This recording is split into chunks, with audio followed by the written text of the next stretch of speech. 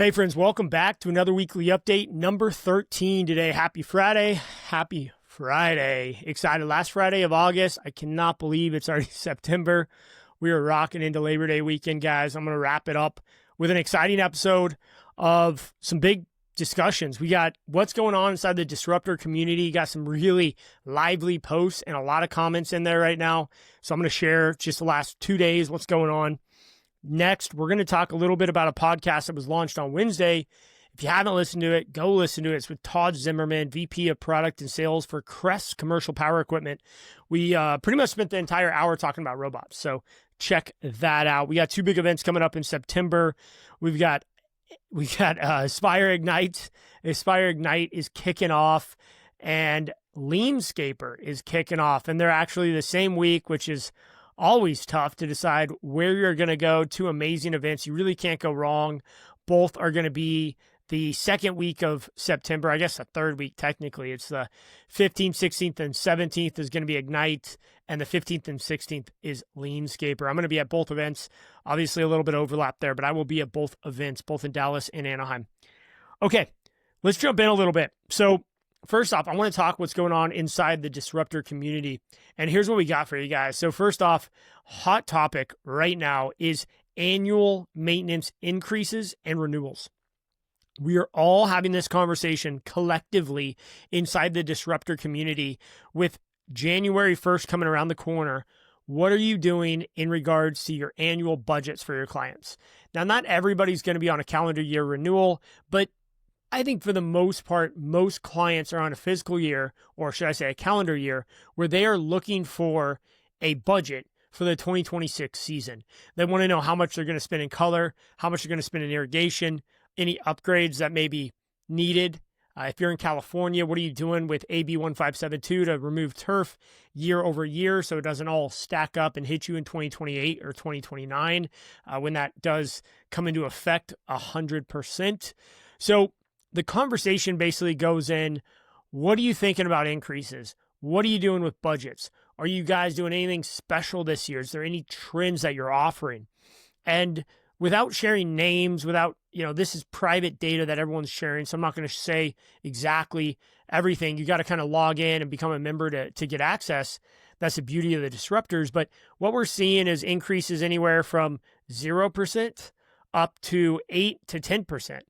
Some people that have lower gross profit clients, and if you're on a product like Aspire, you're going to be able to see gross profit by property. They're going to give a bigger raise to those clients who have been routinely below the gross profit line. Maybe they've gotten away from increases over the last few years, and now they're reinstating those. So we're seeing some additional confidence in the contractor. We're also seeing some clients holding a 0% rate, where they're not doing a increase at all. So they're basically just, going with 0% and running with that, which is an interesting take, but also not a bad idea if you have a high margin client that really enjoys what the service is and doesn't have any need. Don't give them a reason to change. Don't give them a reason to shop, right? So that's kind of the idea behind the 0%. But we're also seeing larger clients getting 3 to 5 year enhancement programs. So you're not just proposing 2026 budget, but you're kind of looking out 3 to 5 years, giving them more of a master plan. Something for an HOA might be nice where they can put it into the reserve study and they can understand that, hey, over the next 3 years, we're going to be spending $300,000, $400,000 on enhancements. And we can kind of plan that out. And I'm definitely seeing more of that happening. One other note that I thought was awesome by one of our members, and I want to say his name, but I won't, respect some privacy. He said, look, one really, really cool thing to do is to share with your clients the improvements that you're making around route efficiency with cost management measures. So what are you doing to keep the costs relatively low in your business so you're not passing costs to them or price increases to them unnecessarily? So how are you improving the route density? How are you improving job site productivity? How are you utilizing electric equipment to go faster and more efficient? How are you training your crews to level up and be better on site, to be smarter on site? And ultimately, what are you doing to just empower a culture of constant improvement. So those are some ideas that are being shared. The other post that is getting a ton of traction right now, which I really, really love, I'm just going to quote it here. Growth can be a bitch. Let's not be siloed in our journeys. Absolutely, absolutely, absolutely love this. This is the post that I built the disruptors for. This is why Drew and I created this, is to give a platform to people so they are not siloed in their journeys. We're at a point in the career where we're working to scale from 7 to 8 figures. And while the growth can be excited, I'll be honest, it's challenging to stay focused on one clear vision, path, and journey. Amen. Gosh, this hits home so much. That journey from 7 to 8 figures is such a tough road. It really is more than growth. It's mindset. And not just for you as a leader, but your entire team, every single person. When you go from 9.9 million in revenue to 10 million in revenue, you enter a new level. You enter the 8-figure club. And with the 8-figure club becomes just a completely new mindset of how to run the business. You have to be more diligent about your financials. You have to truly build out a leadership team. You have to understand the difference between GAAP and non-GAAP financial reporting. These are things that become a must-have when you're over 10 million in revenue.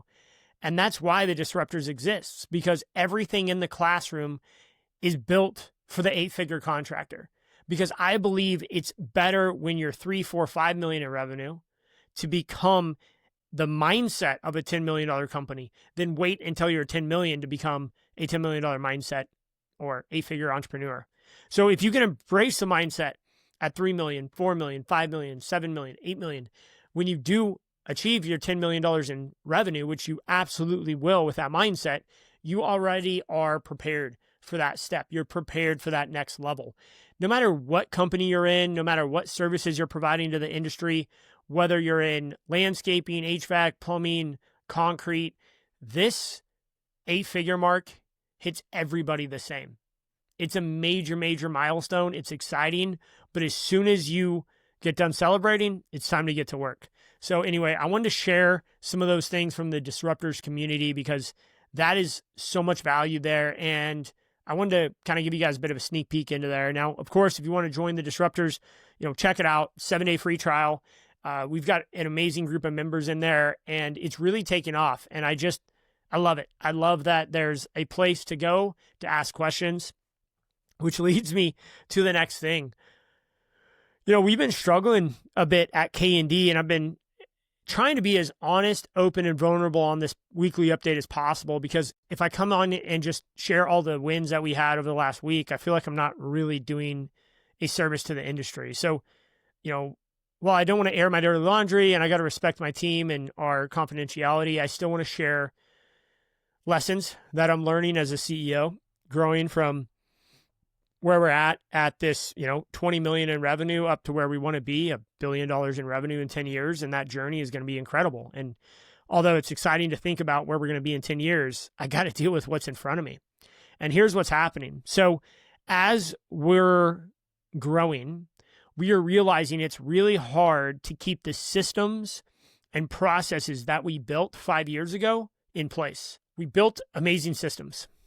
And then let's say an account management playbook, like how to be an account manager, what to do, budgets, everything, enhancements, QBRs, all these systems. Well, when you have a turnover at the top of your maintenance organization and you have a director level person come in, work for 2 years, and then exit the company like we had, you lose a lot of tribal knowledge in that process. And in that 2-year process, what we found out is that director was not continuing the SOPs and the playbook that we had built and put in place. And it was really hard to know that. We trusted that person that stuff was happening.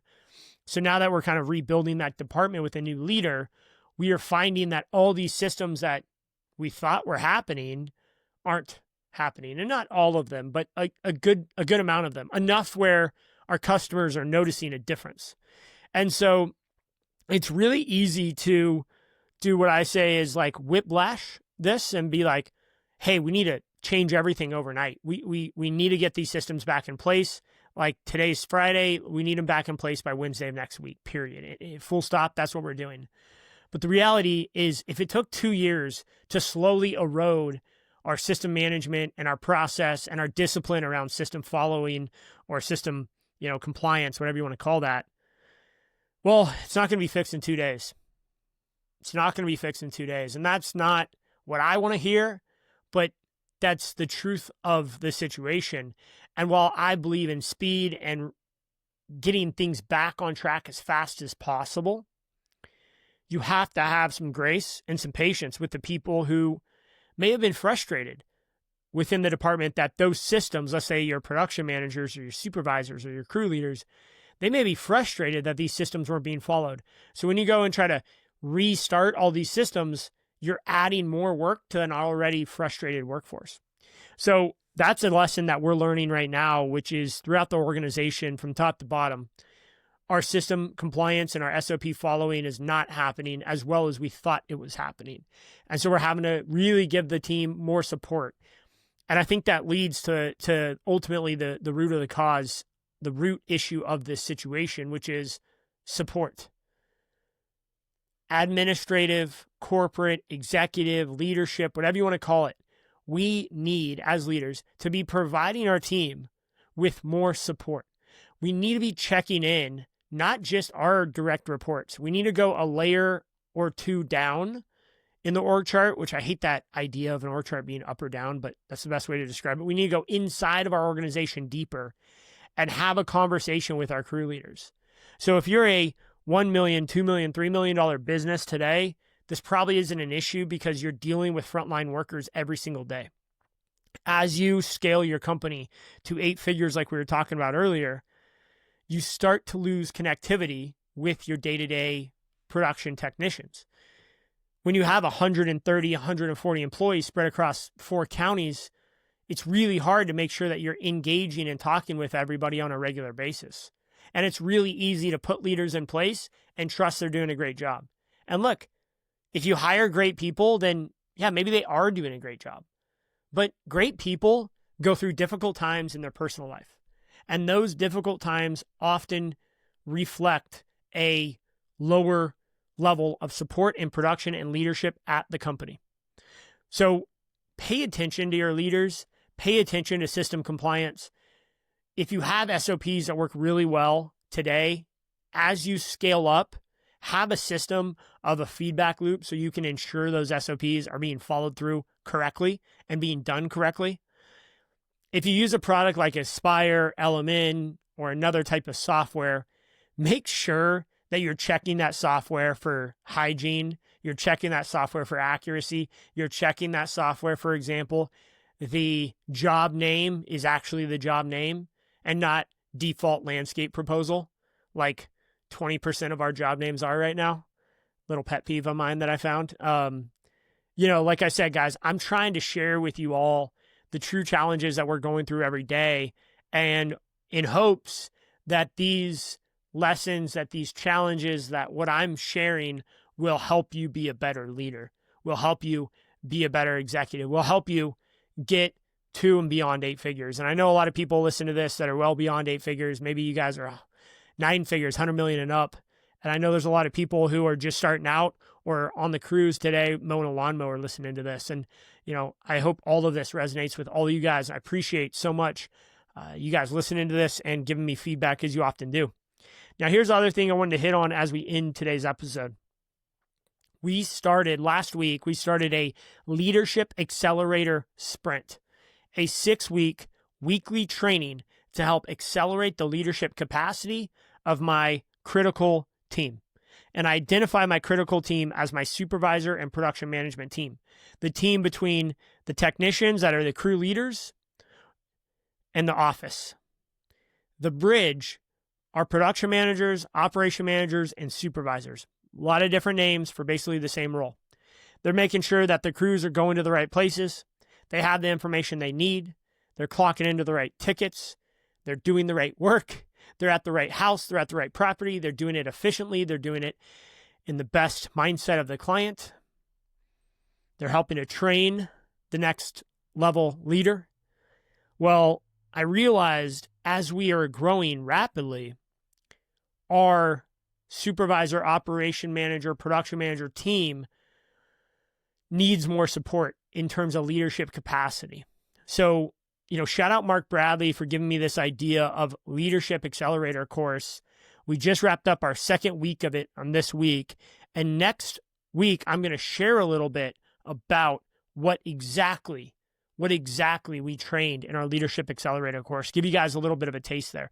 So with that, I'm going to wrap up the episode. I really appreciate you guys. I hope you keep crushing it, raising the bar, disrupting the industry. Have a great holiday weekend. Have a great Labor Day. And we'll see you guys right back here next week on Weekly Update number 14. See ya. Thanks for tuning in to Trades Talk, where the next generation of disruptors comes to raise the bar. If you got value from today's episode, share it with someone in the trades who's ready to level up. For more tools, insights, and community, follow host Justin White and join the movement at jwhitegroup.com.